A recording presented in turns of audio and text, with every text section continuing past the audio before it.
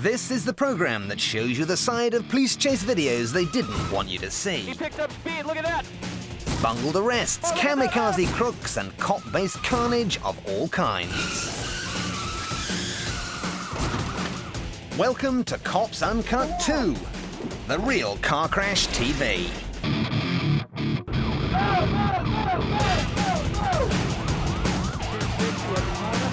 On my way.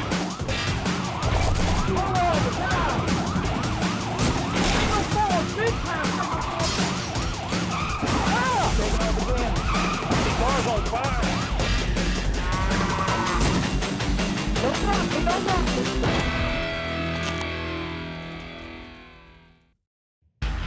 Coming up, traffic cops and near misses, hillbillies and pickups, parked vans and big trains.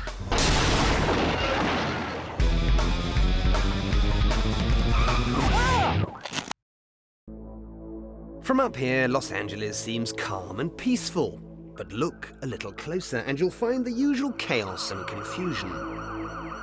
Take the guys in this Toyota Land Cruiser. Here we go. These are bank robbery suspects out of Villa Park. They've just held up a local bank and made off with a haversack of cash.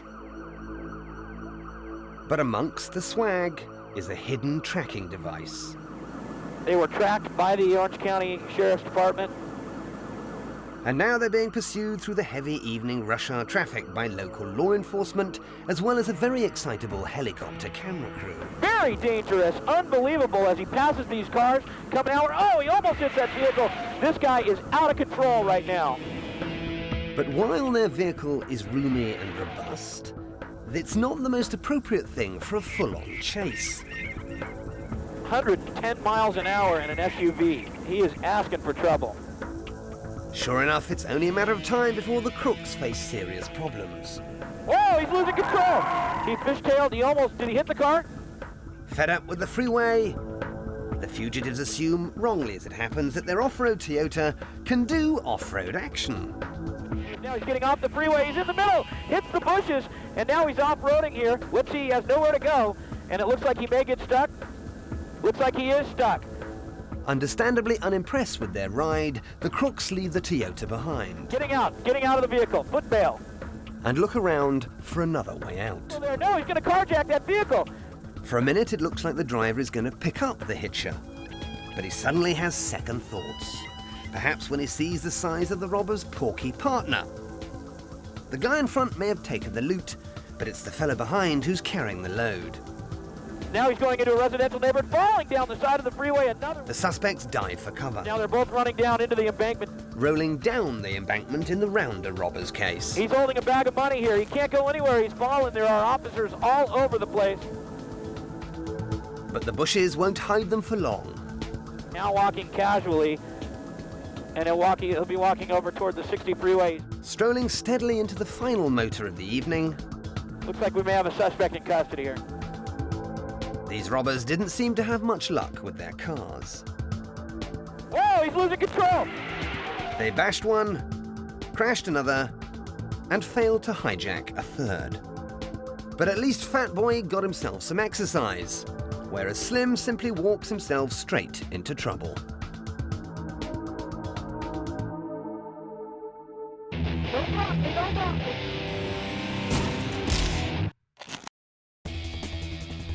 To some, a police uniform is a sign of respect. To others, it's a sign that says, "Hit me."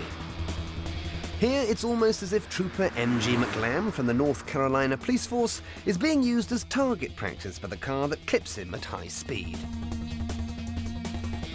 Officer McLam must be quite badly hurt, because any other cop would instantly chase down the hit-and-runner to wreak their revenge. Instead, he abandons the traffic ticket he was about to issue and feebly hobbles painfully back to the relative safety of his cruiser. The damage is done, but what can a cop take away from this? Well, he might learn not to stand in the road for a start, and after nearly losing a leg because of his uniform, maybe Officer McLam should consider hanging up his police trousers for good.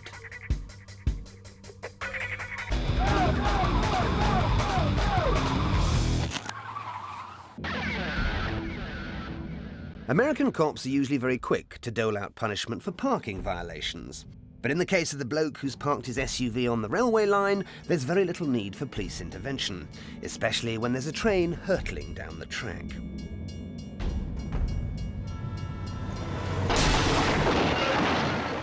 This is a unique form of parking control. The train is gone, but so is the car, the remains of which are later discovered more than 300 feet away. Thankfully, the driver wasn't inside, having earlier been escorted to safety by a member of the public. If there's a lesson to be learned from all this, it's a fairly obvious one. If you park your car on the railway, it's going to be a case of, now you see it, now you don't.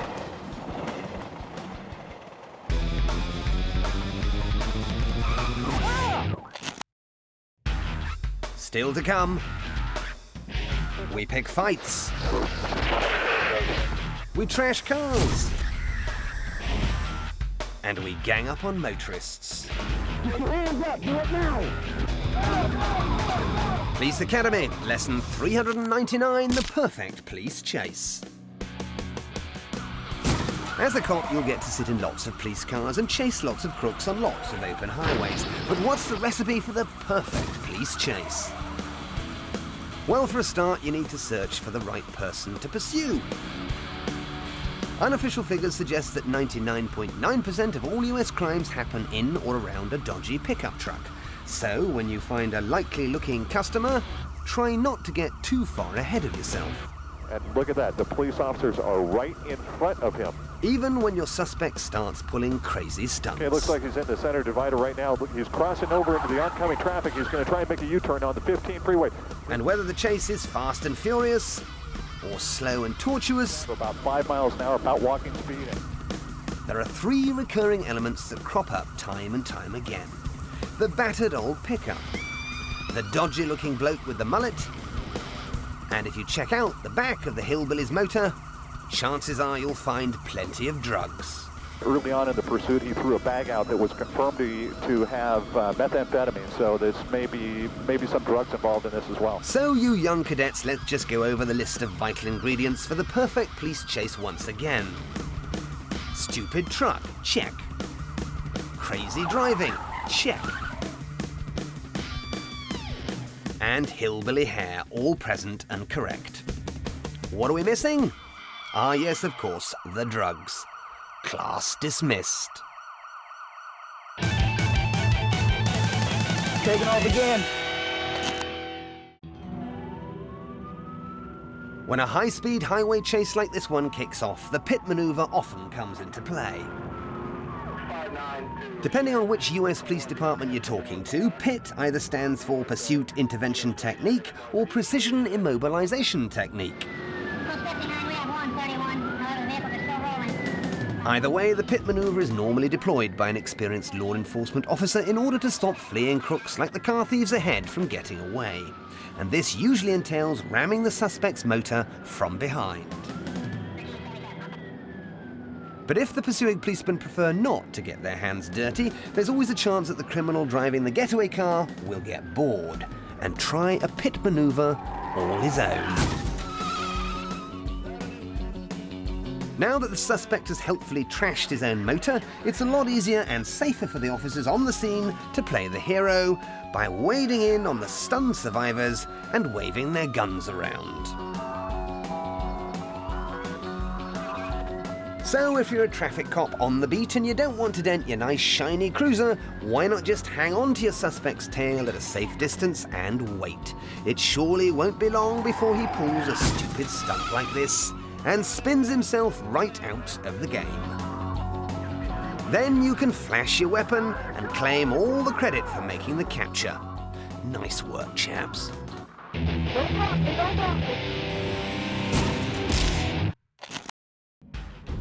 In the Deep South, they tend to do things a little different. I understand that, Mr. Counselor, but I'll place you under arrest. The Alabama cop on the left is trying to arrest the local on the right for various traffic violations. But it's not uncommon for disgruntled country folk to dispense their own homespun style of justice.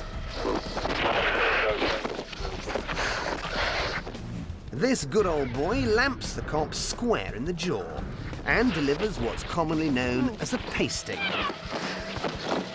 He doesn't stop, even when his two sons exit the truck and plead with their father to show some mercy. The redneck seems to believe he's taught the cops some kind of lesson. You hear me, son of a bitch? I tried to tell you. I tried to tell you. But with his whole family looking on, he finally stops beating the crap out of the trooper. Stop it! God damn it, I'm letting him go! The man's wife, or possibly sister, then starts laying into the cop. You shut up! But the worst is over. There are still some issues of ancestry to clear up. I ain't no son of a bitch, you are. You are fucking something. Brian, come here. Come here, son. Mrs. Redneck, meanwhile, demonstrates her maternal side. Out of the road! Time passes and backup arrives. While his colleagues deal with the homicidal hillbilly, the wounded policeman picks himself up, You all right? Yeah, I'm all right. dusts himself down, and assesses the damage. He's got a broken jaw Here you go. and a broken spirit. But when his fellow cops finally capture his aggressor, Hey, I ain't fucking with you. the officer is first on the scene to enjoy the show. There's just time for one last word on the subject Shit. before the doctors wire his jaw shut for the next 3 to 4 months. The country folk of Alabama are a peaceful, close-knit lot with a strong sense of family identity. I ain't no son of a bitch, you are. Here you go. But this cop found out the hard way that if you accuse a hick of breaking the law, he'll just turn round and break your jaw. Taking off again. As a policeman, you'll find yourself called out to deal with all manner of criminal activity, and the perpetrators aren't always human. The old lady here, for example, has been attacked, not by an armed robber or violent burglar, but by a swarm of angry bees. Luckily, the officer has arrived to help. He does what any sane person would do under the circumstances, and sprays the lady with a fire extinguisher. Being stung by bees is, of course, a little bit like being on fire, so that makes perfect sense. If anything, the cloud of dry powder probably only serves to make the bees slightly more cross. Eventually they buzz off, but not without stinging the poor old dear more than 300 times first. But at least the cop had a go, which is more than can be said for the lady's husband. He's clearly spent most of the time locked safely away in his truck. This footage shows just how adaptable cops have to be, because at any given moment they could be called from a scene of a homicide to deal with a case of insecticide.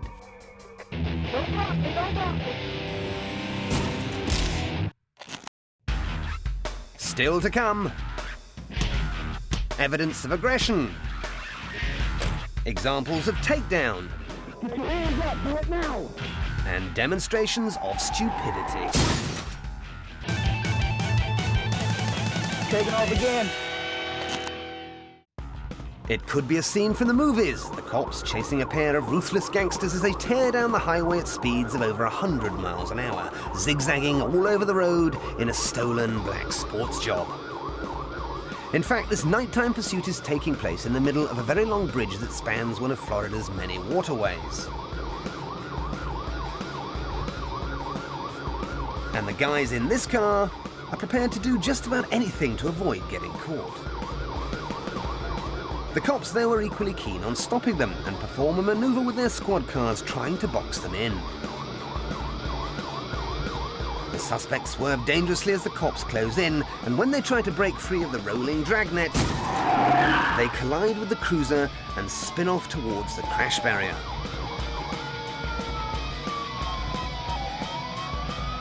The black and white screech to a halt and the officers leap out to make their arrest. But they're too late.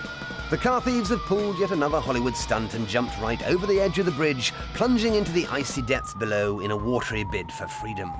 Understandably, none of the cops feel much like following them in.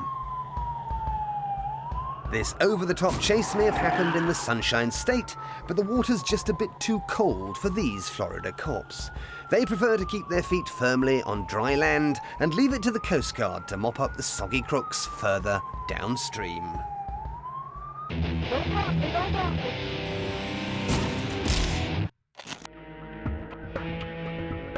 As we've often seen on Cops Uncut, an otherwise well-executed crime can often be ruined by factors that nobody would ever expect.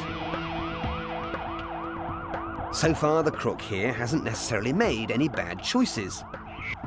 He's picked a fast car and is ploughing down the open road. Everything looks good. Until this monster of a low loader comes along and spoils his fun. When everything looked like it was going just fine, the driver's window of opportunity quickly came crashing in on him, with devastating effects. Viewed again in slow motion, we can clearly see the driver's error. He assumed that he can drive between the enormous lorry's wheels like they do in the movies. But this isn't the movies, it's real life, and the crook in this car learned the hard way as to why they call it a truck stop.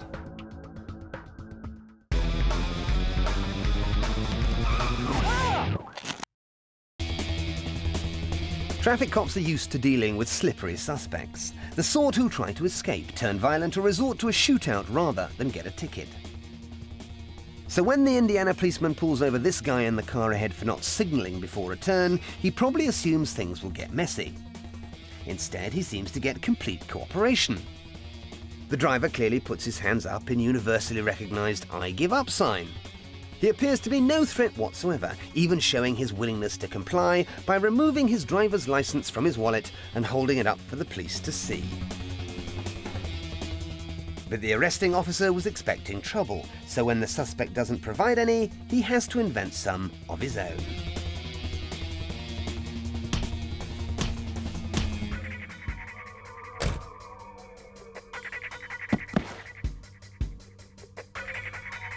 If we look at that again, we can see that without even the slightest bit of provocation, the policeman lays into the suspect with his nightstick and then wrestles him to the ground, as if he was a dangerous criminal. Quite how the situation has descended into such violence is unclear, but now even deadly weapons have come into play as the over-enthusiastic officer investigates the scene. Nothing's found in the man's car, and the suspect himself is now handcuffed and incapacitated. But for some reason, none of this seems to deter his captor from randomly kicking him in the privates. The mistreatment continues until another squad car arrives. In front of his colleagues, the violent cop seems less willing to display his violent tendencies, preferring instead to lurk menacingly on the sidelines and let the others have a go themselves.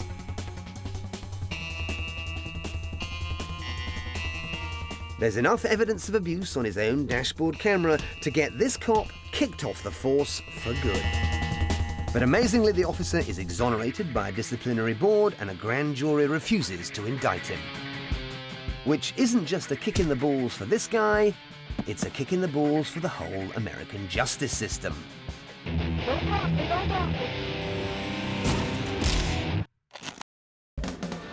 Some criminals like to get the most out of their local police force and try to see exactly how many different stopping techniques they have at their disposal. The cop here is using the infamous stinger to try and blow out the suspect's tires. The spike strip seems to have failed, so the officer involved needs to change tactics. A high-speed highway pursuit ensues, with the police trying to get close enough so that they can try another popular favorite, ramming him off the road. Take him out, Cody. Take him out. Take him out. Push him off. Push him off, Cody. Push him off. This skillful tactic requires some careful driving skills. Sadly, there's not a lot of that going on today. Push him off. Push him off, Cody. Push him off. And the incident quickly descends into a surreal, large-scale version of bumper cars. The suspect seems to be treating this like some kind of game, dodging attempt after attempt, and generally making the police look foolish. Even when his motor is made to slide sideways onto the verge, the whole thing seems to look like a big day out at the fair. Peter, this subject is smiling at me. Now the police think that they've got him cornered, but the crook is having far too much fun to stop now. It's off. It's off. We got the dog. We got the dog. Okay, let's use him if we need him. Even as the police start pointing their shooters, he reverses away and continues to flee. This time, as well as the dodgems, the crook leads the cops into a game of ring-a-ring-a-roses.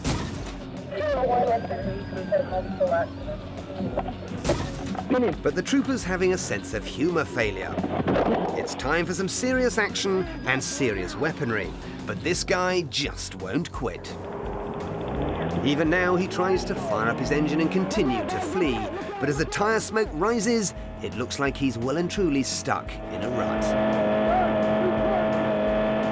A combination of extremely large cops, mad barking dogs, and lots of loud shouting finally persuades the man to leave his car. Even then, he tries to scarper on foot, but the police release the hounds, set upon the relentless runaway, and finally bring the circus to a close. Okay, your lead's in his neck right there. When the spike strip failed, the fun and games really started. Peter, this subject is smiling at me. But even the cops couldn't hold on to him. At least this crook provided something meaty for the dogs to sink their teeth into. Get out of the car now! Get out of the car!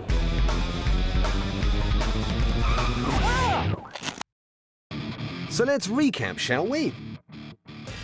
We went for a run in Beverly Hills. Got our asses slapped by the roadside. We're reminded where not to park and what not to drive. We saw criminals take themselves out and felons fighting back. Old ladies got extinguished and perpetrators fled from the scene. Then we smashed, bashed, and laughed our way home. Peter, this subject is smiling at me. Be careful out there.